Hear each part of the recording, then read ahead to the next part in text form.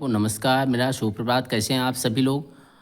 देखिए 6 टू 8 में जो चाइल्ड डेवलपमेंट का जो टॉपिक है आपका, इसमें पहला टॉपिक है आपका विकास का समृद्धि व अधिगम के साथ इसका संबंध। तो इसमें आप बहुत सारे स्टूडेंट हैं, क्या पढ़ना है क्या नहीं पढ़ना है, इसको आपको देखना होगा। तो इसमें पहला है कि विकास के संप्रत्यय, यानी विकास के संप्रत्यय में आपको पढ़ना है विकास का अर्थ, परिभाषा, आवश्यकता एवं महत्व और विशेषताएं। इसको आपको पढ़ना होगा साथ में, चाहे कोई भी बोले कैसे भी बोले, लेकिन आपको इसको देख के ही आगे बढ़ना होगा। अब इसमें आपका शैशवावस्था में विकास यानी 1 से 5 साल, बाल्यावस्था में विकास 6 से 12 साल और किशोरावस्था में विकास 12 से 18 साल को आपको डीपली तरीके से देखना होगा। यानी सभी अवस्थाओं में विकास कैसे होते हैं, इनके शारीरिक बदलाव कैसे होते हैं, किस किस उम्र में 1 साल 2 साल 3 साल 4 साल 5 साल, यानी अलग अलग सालों में कैसे क्या क्या बदलाव होते हैं और विकास कैसे होते हैं, शारीरिक भाषाई, यानी ये सारी चीज़ें इसको आपको ध्यान से देखना होगा। यह मैटर आपको इसके सोर्स कहीं से भी मिले आप पढ़िए, बस इसके इस टॉपिक के अंतर्गत ही हों, आप इससे बाहर न जाइएगा। अब उसके बाद आपका आता है शैशवावस्था। अब शैशवावस्था में कौन कौन से विकास पढ़ने हैं? पहला तो शैशवावस्था में शारीरिक विकास आपको पढ़ने हैं, फिर शैशवावस्था में सामाजिक विकास पढ़ने हैं, फिर उसके बाद आपका आता है शैशवावस्था में संवेगात्मक विकास, फिर शैशवावस्था में आपका नैतिक विकास आता है, शैशवावस्था में संज्ञानात्मक विकास। ये आपके 5 विकास आते हैं शैशवावस्था में। इसी प्रकार से फिर आप नीचे आएंगे तो अब आपका शैशवावस्था जब कंप्लीट हो रहा था, शैशवावस्था के साथ साथ आपको देखना है क्या, शैशवावस्था में विभिन्न विकास को प्रभावित करने वाले कारक, यानी शैशवावस्था में शारीरिक विकास, सामाजिक विकास, संवेगात्मक विकास, नैतिक विकास और संज्ञानात्मक विकास जो बच्चों में होते हैं, उसको कौन कौन से कारक प्रभावित करते हैं, उस कारकों को आपको जानना होगा और पढ़ना होगा, ताकि आपके पेडागाजी के जो प्रश्न बने उस कारकों को आप जानते रहेंगे तो उस कारकों संबंधी कोई भी नकारात्मक प्रश्न या सकारात्मक प्रश्न आता है तो आप उसको सही ढंग से हल कर सकते हैं। और दूसरा ऑप्शन आता है, दूसरा क्वेश्चन पेडागाजी में जो आता है इससे रिलेटेड, अध्यापकों के लिए शैशवावस्था के विकास के निहितार्थ, यानी शैशवावस्था के जो शारीरिक, सामाजिक, संवेगात्मक, नैतिक और संज्ञानात्मक विकास होते हैं, इसका अध्यापकों के लिए शिक्षा के क्षेत्र में क्या निहितार्थ है, इसको आपको जानना बहुत ज़रूरी है। अगर आप नहीं जान रहे हैं तो आप बच्चों को नहीं समझ पाओगे। फिर आता है आपका, अब दूसरे नंबर पे है शैशवावस्था में अधिगम। देखिए चलिए इसको हम बाद में बताते हैं, इस पॉइंट को आप छोड़ के रखिएगा। फिर आ जाइए बाल्यावस्था में विकास।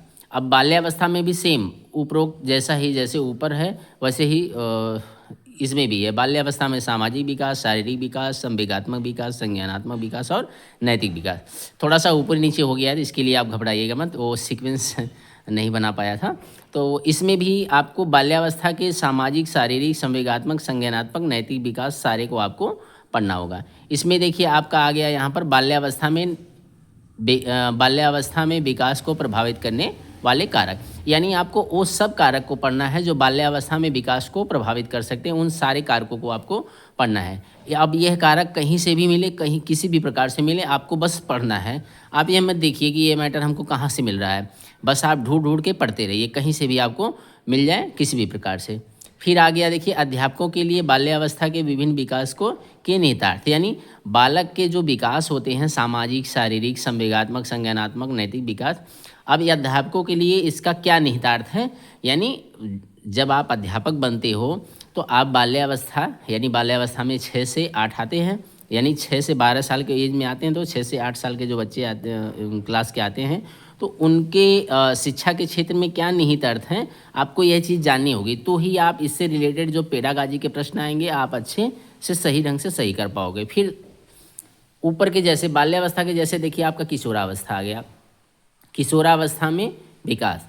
अब किशोरावस्था में शारीरिक विकास, सामाजिक विकास, नैतिक विकास, संज्ञानात्मक विकास और नैतिक विकास, यानी शारीरिक, सामाजिक, संवेगात्मक, संज्ञानात्मक और नैतिक विकास आ गए।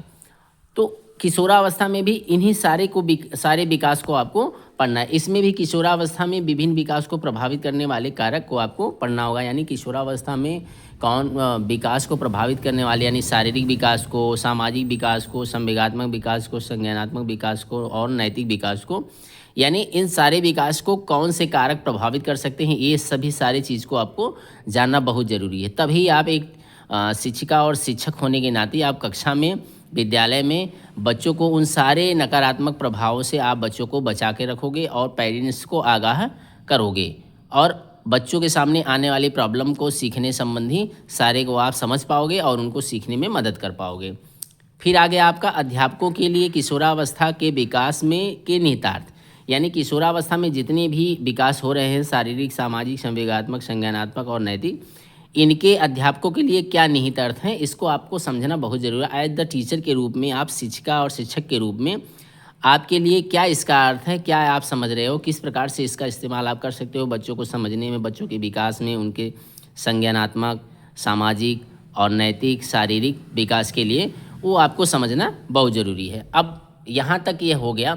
अब उसके बाद देखिए आ गया, यहाँ पर हमने नोट किया था शैशवावस्था में अधिगम, यानी जो आपका टॉपिक देखिए यहाँ पर है क्या, विकास का संप्रत्यय व अधिगम के साथ संबंध।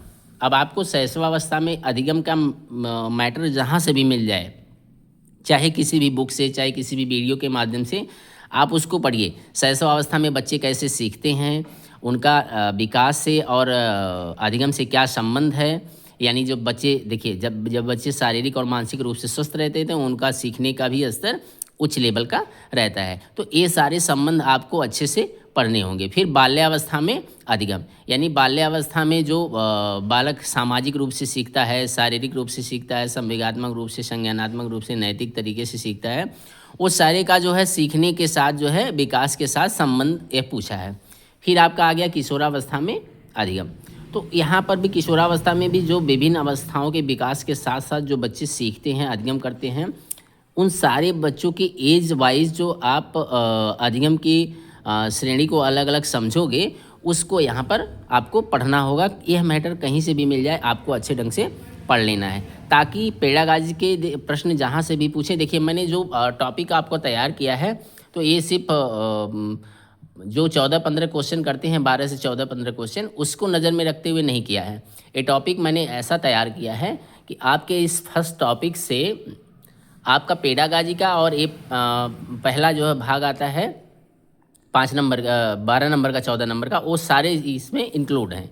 तो आप इस प्रकार से पहले टॉपिक को पढ़ाने के लिए किसी भी प्रकार की वीडियो आप देखेंगे, हाई फाई तो ढेर सारे रहते हैं, बट यहाँ पर जो है जो मूल रूप से आपको बताना है वो चीज़ें नहीं मिल पाती है।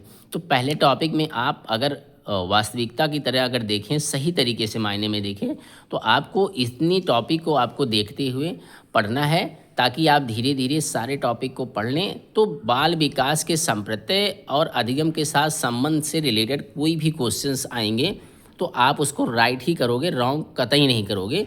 जितना बताया गया है इसमें आप इसको अगर देख ले रहे हो तो मेरी रिक्वेस्ट है सभी स्टूडेंट से, इसको आप बाकायदे कहीं नोट कर लीजिए या इसको आप स्क्रीनशॉट या किसी माध्यम से आप अपने पास रख लीजिए ताकि इस टॉपिक को step by step, her topic को जहाँ से भी मिल सके मैटर आपको, अपने टीचर्स से, अपने रिलेटेड से, जो भी अनुभव वाले हैं, तो उनसे ये टॉपिक संबंधी जो भी आंसर्स बनते हैं 10, 20, 50 जो भी आंसर्स सारे क्षेत्र क्राइटेरिया से बनते हैं, उसको आप लेकर अच्छे से अध्ययन कर लो।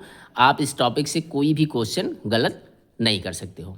फिर मिलते हैं आगे टॉपिक में, इससे संबंधित जुड़े हुए अगली टॉपिक के साथ हम अगली नई वीडियो के साथ मिलते हैं। तब तक के लिए विदा चाहते हैं। जय हिंद।